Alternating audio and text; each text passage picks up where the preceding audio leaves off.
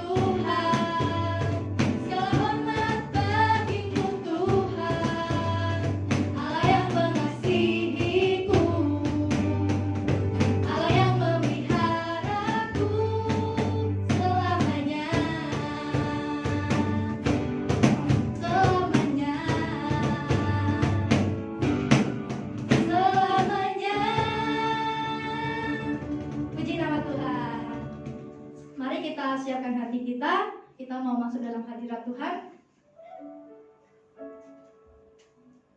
Sebelum itu mari kita berdoa. Allah Bapa, terima kasih banyak Tuhan untuk semua kebaikan Tuhan. Terima kasih banyak Allah Roh Kudus. Tuhan, kami rindu hadirat-Mu. Terima kasih Bapa, perkenankan kami Tuhan untuk memuji dan memuliakan nama-Mu. Terima kasih dalam nama Yesus Kristus. Haleluya. Mari kita menaikkan pujian ini dengan segenap hati kita.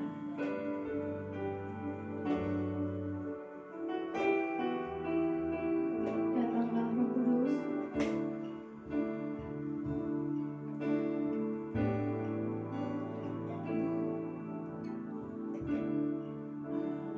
Roh Kudus, penuhi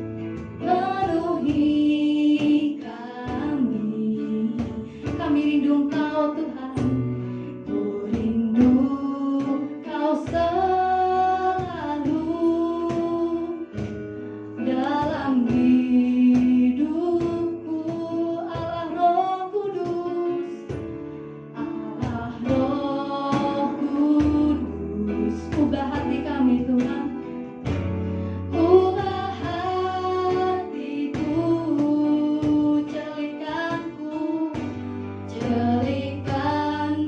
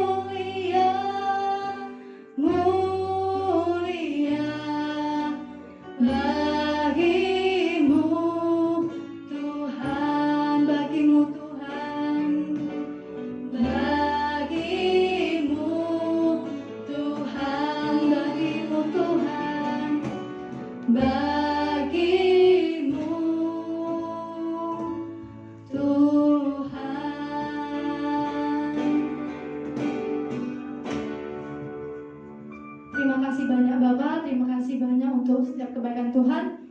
Terima kasih Tuhan, sebentar lagi kami mau mendengarkan firman-Mu. Roh Kudus, kiranya Engkau tuntun setiap hati kami supaya kami bisa dengar-dengaran dan melakukan firman Tuhan. Di dalam nama Yesus kami penting Tuhan semua kuasa-kuasa roh jahat yang berusaha mengganggu kami. Terima kasih Bapa, di dalam nama Yesus Kristus, haleluya, amin.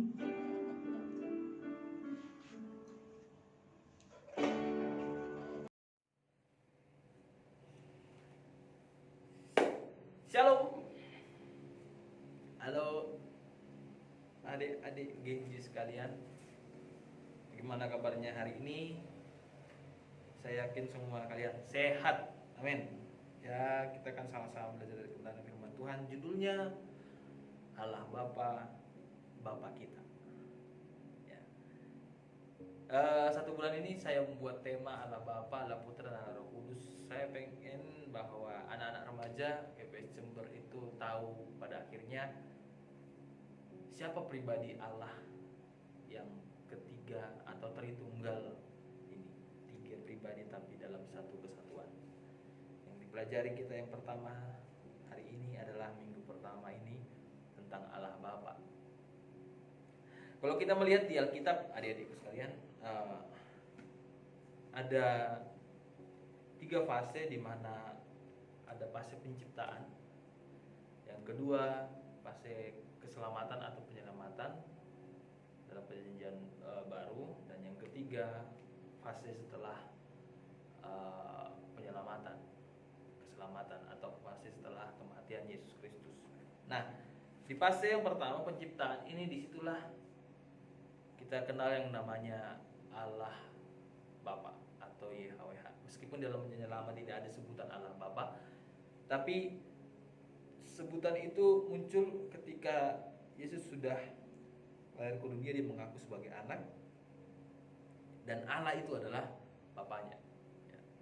Jadi Allah pencipta, Allah yang menciptakan dunia ini, Allah yang melindungi orang Israel, Allah yang di dalam perjanjian lama itu yang adalah Allah Bapa, maksudnya itu Allah yang adalah Allah Bapa. Bukan berarti di dalam perjanjian baru tidak ada Allah Bapa, ya. Bukan berarti dalam perjanjian lama juga tidak ada Yesus, Allah Anak atau Allah Roh Kudus. Tetapi yang paling dominan yang saat itu ditunjukkan di dalam perjanjian lama adalah Allah Bapa namanya. Kenapa dikatakan Allah Bapa meskipun dalam perjanjian lama tidak ada dikatakan Allah Bapa? Karena di dalam perjanjian baru Yesus memberitahukan kepada kita bahwa Dia adalah Allah Bapa. Yesus memberitahukan kepada kita ketika sudah lahir di dunia dan Dia menjadi anak, bahwa Bapanya yang di surga atau Allahnya yang di surga adalah Allah Bapa. Sehingga di dalam pembacaan kita di siang hari ini, Matius 6 ayat yang ke-8, jadi janganlah kamu seperti mereka, karena Bapamu mengerti apa yang kamu perlukan, sebelum kamu minta kepadanya. Karena itu berdoa demikian, Bapa kami yang di sorga. Yesus mengajarkan tentang bagaimana cara berdoa. Dan Yesus mengatakan, Bapa kita, Bapa saya, Bapanya kita semua itu tahu apa yang kita perlukan sebelum kita minta. Itu sebabnya kita diajar berdoa, Bapa kami yang di dalam surga. Ya, di dalam Yohanes 1 ayat yang ke-12 dikatakan di sana, kalau kita percaya kepada Yesus, kita diberikan kuasa untuk menjadi anak-anak Allah.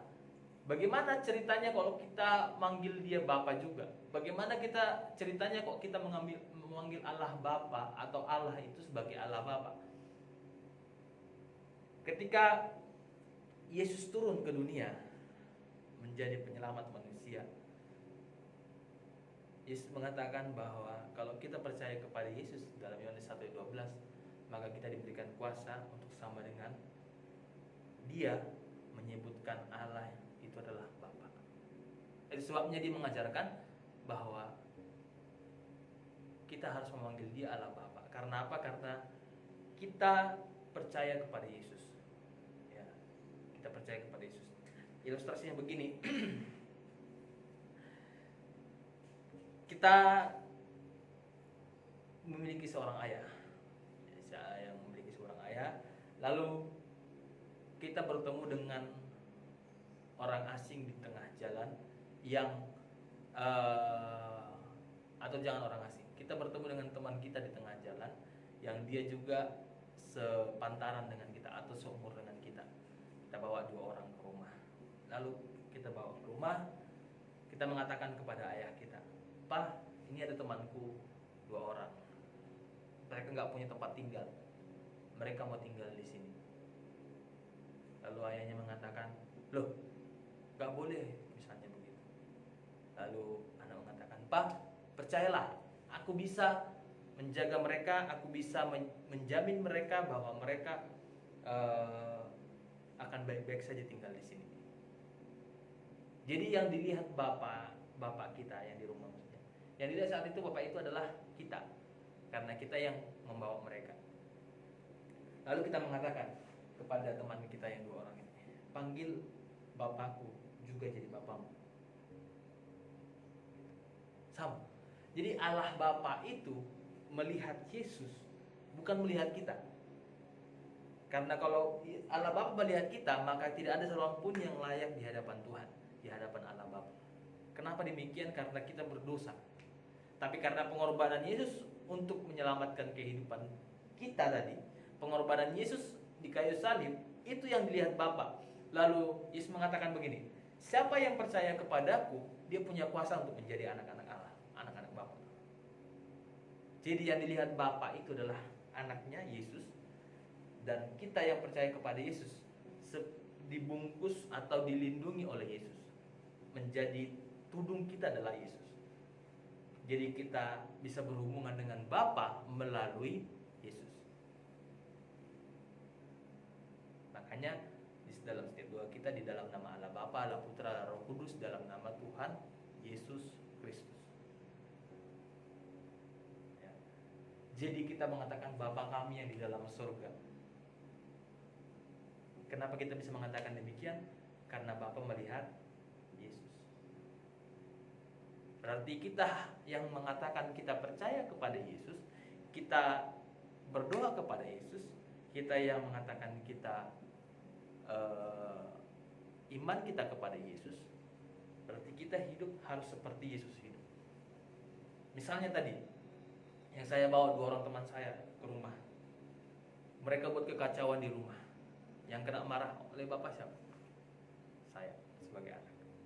Itu temanmu itu bawa-bawa orang ke rumah gak jelas. Lama kelamaan saya bisa usir mereka yang 2 orang dari rumah, kalau mereka tidak hidup seperti bagaimana saya hidup di rumah. Sama teman-teman sekalian, adik sekalian, kita mengatakan kita percaya kepada Yesus, percaya kepada Tuhan Yesus, kita mengimani Yesus dalam kehidupan kita. Kita harus hidup bagaimana Yesus hidup. Supaya apa? Supaya kita tetap di dalam rumah Bapa. Kalau kita hidup tidak seperti Yesus hidup, maka kita tidak akan tetap di rumah Bapa. Kita akan dikeluarkan dari rumah. Jadi kenapa Allah Bapa itu menjadi Bapa kita? Karena kita percaya kepada Yesus. Jadi ada tingkatannya. Kalau bisa diibaratkan, adalah Bapa melihat anaknya, lalu Yesus anaknya itu menjadi tudung bagi kita, atau payung bagi kita, atau penyelamat kita untuk kita bisa berhubungan dengan Allah Bapa, untuk kita bisa menjadi anak-anaknya Allah. Jadi makanya dikatakan di dalam Roma bahwa Yesus itu menjadi saudara sulung kita, atau saudara yang pertama. Ya.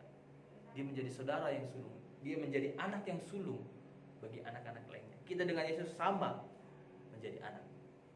Karena apa? Karena kita percaya Yesus. Kita bersama dengan Yesus sama menjadi anak. Karena apa? Karena kita meniru atau meneladani Yesus dalam kehidupan kita. Yesus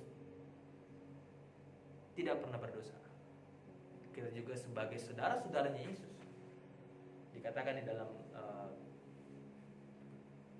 Yohanes pasal yang ke-15, kamulah sahabat-sahabat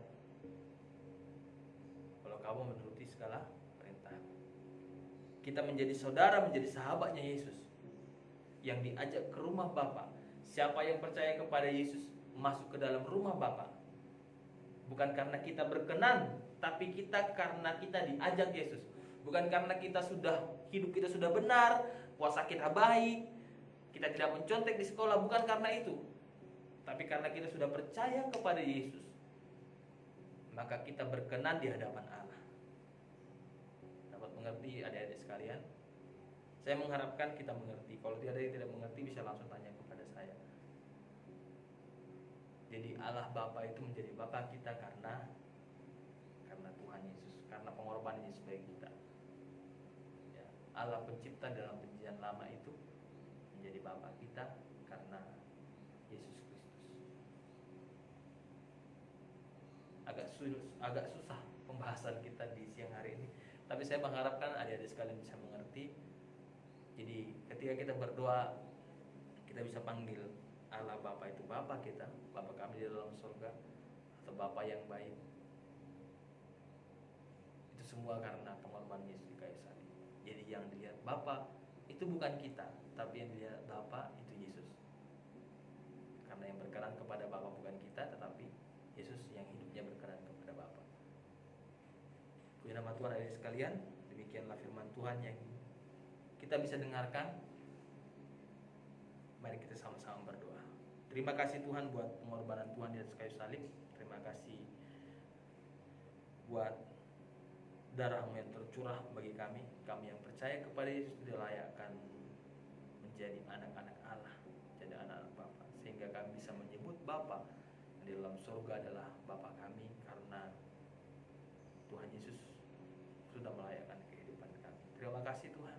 Terima kasih biar pengetahuan tentang Allah Bapa ini bisa kami ingat, bisa melekat dalam pikiran kami, sehingga kami bisa mengerti bahwa Engkaulah Allah Bapa yang pencipta kami, menciptakan manusia, menciptakan bumi ini tempat kami tinggal. Terima kasih Tuhan Yesus buat pengorbanan di kayu salib, sehingga kami dilayakkan untuk memanggil Bapa sebagai Allah. Terima kasih Tuhan. Terima kasih Tuhan. Di siang hari ini Tuhan memberkati anak-anak remaja Genji. Tuhan memberkati mereka dalam studi mereka, memberikan hikmat yang daripada Tuhan dalam studi mereka. Tuhan memberkati orang tua mereka yang menyekolahkan mereka, biar mereka tercukupkan terlebih saat ini Tuhan, di masa pandemi ini. Kami tahu ekonomi sedang tidak bagus, tapi kami yakin dan percaya anak-anak-Mu tetap di dalam pemeliharaan Tuhan. Terima kasih Bapak yang baik. Tuhan memberkati anak-anak Genji masing-masing dalam segala cita-cita mereka dan keinginan mereka. Tuhan memberkati. Terima kasih Tuhan, terima kasih Bapak yang baik. Kami telah berdoa dan bersyukur di dalam nama Tuhan Yesus kami berdoa. Haleluya. Amin. Hai guys, jangan lupa ya tetap ikuti ibadah remaja minggu depan. Nah, teman-teman bisa akses di YouTube Genji Teen GPPS Jember. Stay connect with us ya. Nah, bagi kamu teman-teman yang belum subscribe YouTube Genji, yuk kami berharap kalian bisa subscribe YouTube ini agar kalian mendapat info terbaru mengenai ibadah Genji.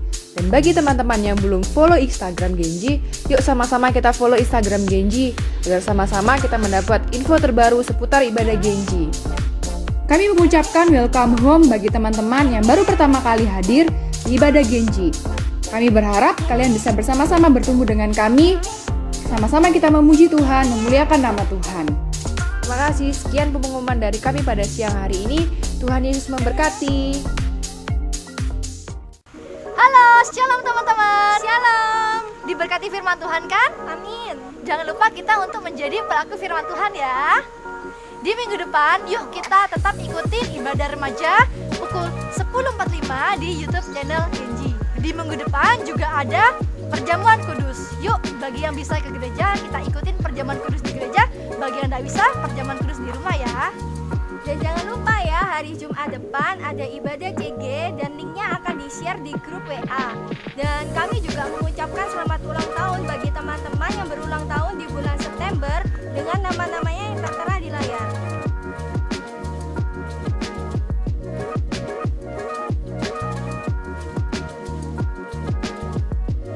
Tetap jaga kesehatan ya. See you next week. God bless you.